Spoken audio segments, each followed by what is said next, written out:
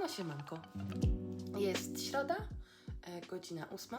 Wstałam mniej więcej pół godziny temu, zdążyłam już się troszkę ogarnąć.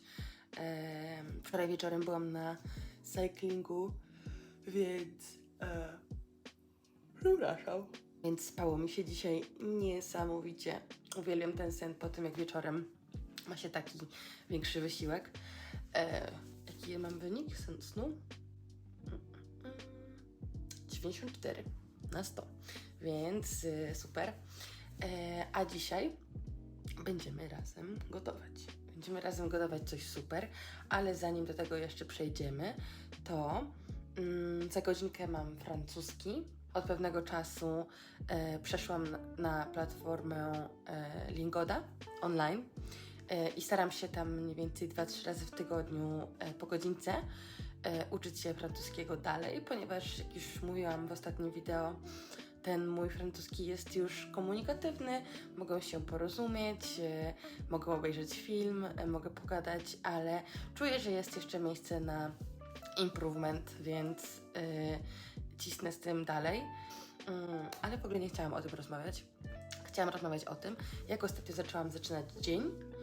Nie wiem, czy kojarzycie, w sklepach są takie małe buteleczki z różnymi shotami. Shot na odporność, nie wiem, shot na trawienie, bla bla bla. To mi się mega zawsze podobało, ale bardzo zniechęcała mnie cena, bo szczególnie tutaj we Francji taka mała buteleczka, to nawet nie jest 100 ml, kosztuje mniej więcej 3 euro, ale ja, Zosia Samosia, pomyślałam sobie, a co? Zrobię sobie takiego shota sama. Wyszło to całkiem dobre, ale chcę jeszcze spróbować kilku nowych rzeczy, zanim pokażę Wam i podam Wam przepis.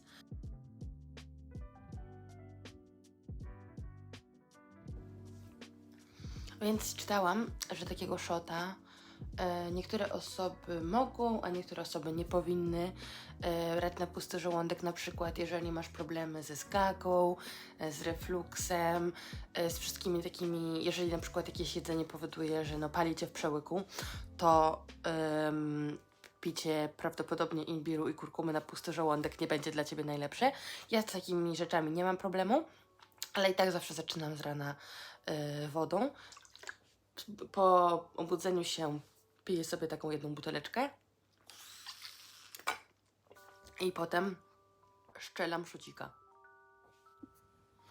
Nie wiem, dlaczego robię to na kanapie, don't ask me questions, ale kolor ten shot ma tak przepiękny, że zawsze z rana nie mogę się doczekać, aż się go napiję.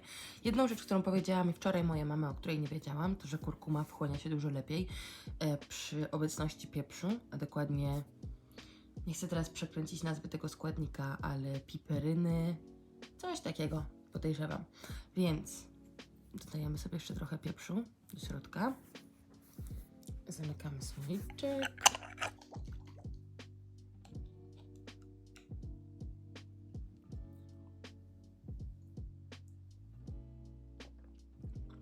Ja nawet lubię ten smak. Wiele osób mówi, o Jezu, fu, imbir, kurkuma, a mi on smakuje. Z czego tam nie lubić? Cytryna, imbir, kurkuma, miód. Wszystko pyszne. Mamy w końcu przerwę lunchową. Ja troszeczkę się umalowałam, bo nie będę miała na to potem czasu. Ale plan jest taki. Mamy dzisiaj wieczorem kolację u naszych znajomych, to znaczy u mojej koleżanki, która wprowadziła się do swojego nowego mieszkania. No i robi taką mini parapetówkę, kolację dla kilku znajomych. I ja zaoferowałam, że zrobię starter, przystawkę i będzie to jedna z moich ulubionych przystawek z kuchni marokańskiej, którą kocham ponad życie, o której nie miałam pojęcia, że istnieje do mniej więcej 2,5 roku temu, 3 lat temu. I od tamtej pory, kiedy pierwszy raz jej spróbowałam, chciałam się jej nauczyć gotować, ale robiłam kilka podejść i za każdym razem coś tam mi nie wychodziło lub nie smakowało tak, jakbym tego chciała. Aż w końcu trafiłam na jedno wideo na Instagramie i zrobiłam wszystko zgodnie z tym, co mi tam polecali. I wyszło. I od tamtej pory ten przepis stał się jedną z moich ulubionych rzeczy, którą sobie robię tak na szybko, kiedy brakuje mi smaków Maroka. I to dzisiaj zrobimy i pokażę Wam na to przepis, bo kuchnia marokańska ogólnie nie jest zbyt popularna w Polsce, przynajmniej w moim odczuciu i przynajmniej wtedy, kiedy mieszkałam w Polsce, bo o kuchni marokańskiej nie wiedziałam nic do momentu, kiedy się nie przeprowadziłam do Francji, więc może być to coś ciekawego i może macie ochotę to spróbować. Składniki na ten dip są bardzo, bardzo proste i albo macie je już w swojej lodówce, albo możecie je bez problemu dostać w każdym markecie. Będziemy potrzebować 2 bakłażanów, kolendry. Jeżeli nie lubicie kolendry, to możecie zastąpić to pietruszką, ale ja kocham kolendrę i uważam, że z pietruszką nie smakuje równie dobrze. Do tego pomidory, albo 4 duże pomidory, albo pomidorki koktajlowe. Ja pomidorków koktajlowych mam 250 gram, 3 ząbki czosnku, sól, pieprz i najważniejsze rzeczy, czyli kumin i papryka. Zaczynamy od tych 2 gagatków, dlatego że one zajmą nam najwięcej czasu. Bierzemy zwykłą deskę do krojenia i kroimy bakłażany w plastry. Po dokładnym umyciu bakłażanów odcinamy dupki albo główki i kroimy bakłażany w plastry. Ja nie kroję tych plastrów w ten sposób, tylko po długości. Tak mi się łatwo mieszczą na blaszce i trochę jest z tym mniej roboty, bo w takich plastrów mam tylko 4 wtedy. I gdy bakłażan jest już przekrojony, to rozkładamy go sobie na desce. I teraz jest to jedna z najważniejszych części tego przepisu.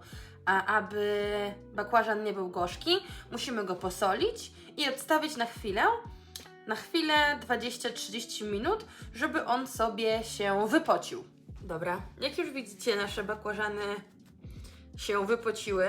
Teraz ja zbieram tą wodę papierowym ręcznikiem i potem takie właśnie wypocone bakłażanki wrzucam do piekarnika na mniej więcej 40 minut, 180 stopni.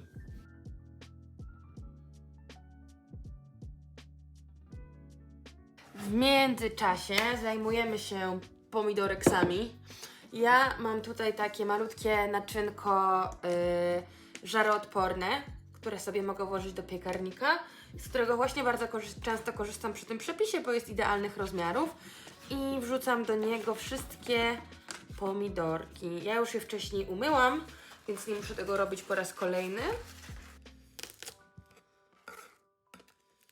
Pomidorki też wylądują w piekarniku razem z czosnkiem, tak żeby się upiekły i tak żeby były mięciutkie, puściły ładnie soki i żeby skórka też była jadalna. Ale do tego musimy właśnie pociąć czosnek. Można go też przepuścić przez praskę, ale ja zdecydowanie bardziej wolę siekać czosnek w czasie, gdy piekę, smażę go w wyższej temperaturze, dlatego że zdecydowanie mniejsze są szanse, że spali się on w trakcie właśnie obróbki wysoką temperaturą.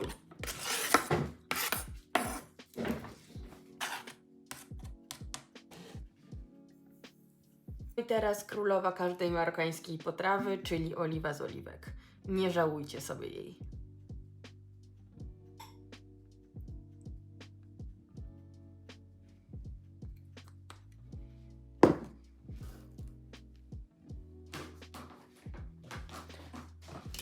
Ale bakłażany i pomidorki są już gotowe, więc wyciągnęłam je z piekarnika. Bakłażany w połowie czasu, mniej więcej po 20 minutach, przerzuciłam na drugą stronę. I wrzucam na patelnię pomidorki. W międzyczasie kroimy bakłażana na mniejsze kawałeczki. W taką kosteczkę ja przekrajam zwykły plaster na pół i później właśnie w taką kostkę. Skóra powinna być już mięciutka. Ja robię zaluk ze skórką, dlatego że uważam, że to dodaje fajnego smaku, ale też ciekawiej wygląda na talerzu z takim właśnie fioletowo-brązowym kolorem. Patelnia już pięknie pachnie właśnie tymi pomidorkami z czosnkiem i z oliwą z oliwek, a teraz dorzucamy do tego bakłażana.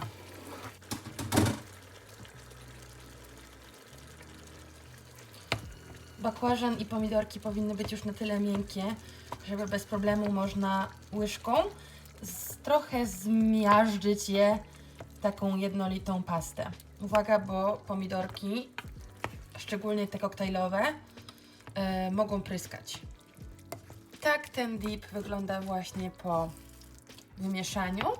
Tak jak podejrzewałam, bez problemu wszystko się połączyło w taką jednolitą pastę. I teraz zostawiam to chwileczkę, żeby odparować jeszcze więcej wody. I teraz dodaję resztę soli oraz 2 kluczowe składniki, czyli paprykę i kumin.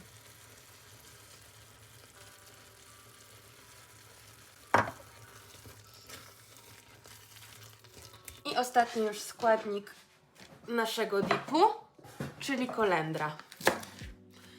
Ja kocham kolendrę, ale tak, kocham. Dlatego zawsze dodaję jej bardzo dużo.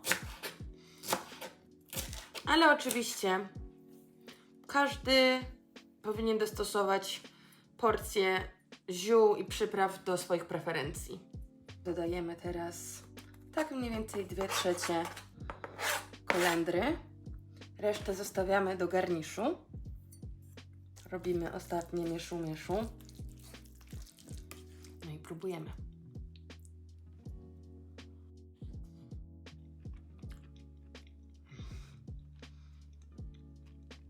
Nigdy mi się nie znudzi.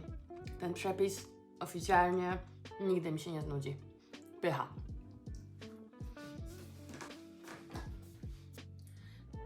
A teraz pozostaje nam już tylko dekoracja. Ja wyciągnęłam mój ukochany marokański talerz. Przekładamy nasz zaluk do talerza.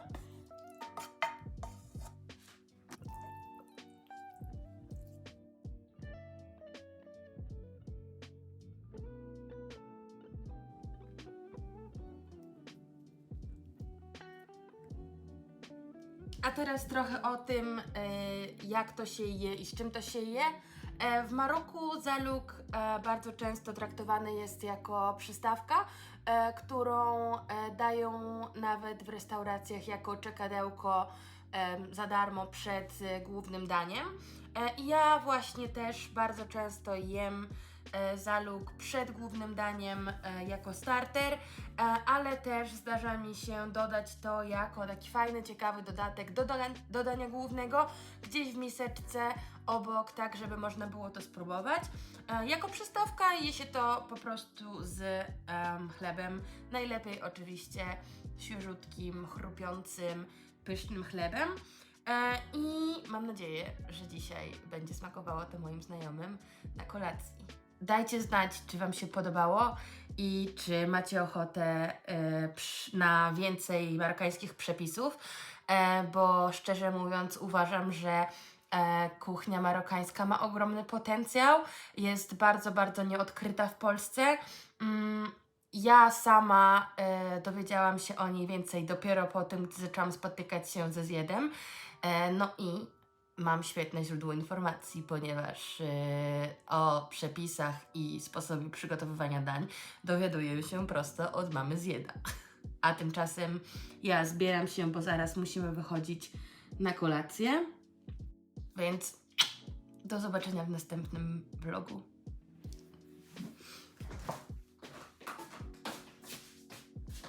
Nie było to najmądrzejsze z mojej strony. I właśnie cała moja podłoga jest w oleju. Zajebisty pomysł, Natalka. Będziemy potrzebować 2 Aubergine to jest co? Bakłażan.